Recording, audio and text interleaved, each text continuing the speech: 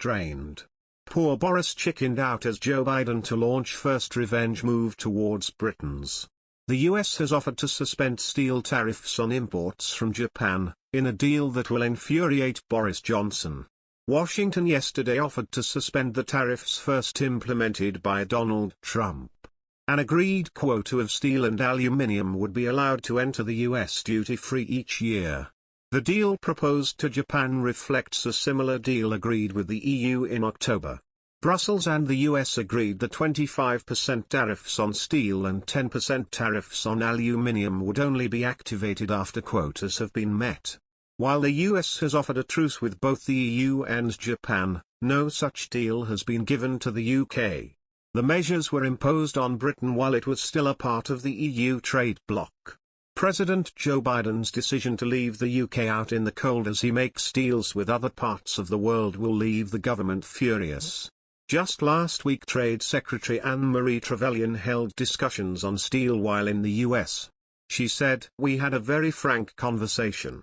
I was very clear that the pressures we are under to use countervailing measures if we can't solve the problem are becoming more acute," the minister added. "I am very keen that we solve this with what is our closest ally in the US through a positive removal." It has been widely reported the US is continuing to shun the UK in its discussions as punishment for Lord Frost's approach to Northern Ireland Protocol negotiations. Mr. Biden has repeatedly warned the Prime Minister not to do anything which risks undermining the Good Friday Agreement. While Britain argues the peace process is being undermined by the protocol, the US has sided with the EU in claiming it is the only way to ensure the Good Friday Agreement is upheld. Lord Frost has threatened to suspend aspects of the protocol if Brussels does not renegotiate the deal. A spokesperson for the Department for International Trade confirmed the US stance by responding, "We do not see any connection with this particular issue and the Northern Ireland Protocol, and it will in no way affect the UK's approach. That is because significant changes are needed to the protocol in order to protect the Belfast, Good Friday, Agreement and Northern Ireland's place in the UK internal market." Last month Gareth Stace, Director General of industry body UK Steel, warned the US's favouritism of other countries would badly impact Britain.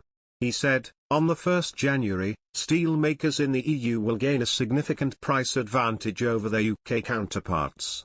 Already, customers in the United States will be factoring in January 2022 prices to their plans for the next year, which of course risks the UK sector losing market share in the US, to EU exporters." The pandemic has become a political nightmare for both Joe Biden and Boris Johnson. "We don't make excuses for politicians. And big errors sent Biden's approval ratings plummeting. He downplayed raging inflation, overpromised on a pandemic that mocks political timetables and presided over a debacle in Afghanistan. But it's also fair to ask whether any other modern president has faced the crescendo of crises that have haunted Biden. He's fighting a virus that has proved uncannily adept at exposing the social and political fault lines in US society.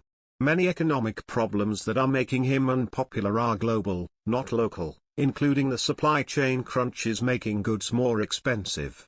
He is also opposed by a Republican Party and right-wing misinformation machine that is a stranger to truth and democracy, whose contempt for science makes managing the COVID-19 disaster harder. All the while, Biden's defeated predecessor, Donald Trump, undermines his legitimacy every day with lies of a stolen election. While Biden is having a terrible time, his UK counterpart, Boris Johnson, is thrashing through a political nightmare that even his hyperbole-saturated vocabulary would struggle to describe. Early in the pandemic, meanwhile, would often pass along anecdotes about politicians caught breaking the very rules they inflicted on everyone else, by popping out for dinner or a haircut during lockdown, for instance. The British Prime Minister has elevated the genre to an art form. Multiple recent sightings of Johnson without a mask at public events where they are recommended only underscored impressions that the Eton-educated PM thinks rules for normal people don't apply to him. Time could be running out for the leader of a party with a record of ruthlessly dispatching prime ministers whose electoral magic fades, prime ministers whose electoral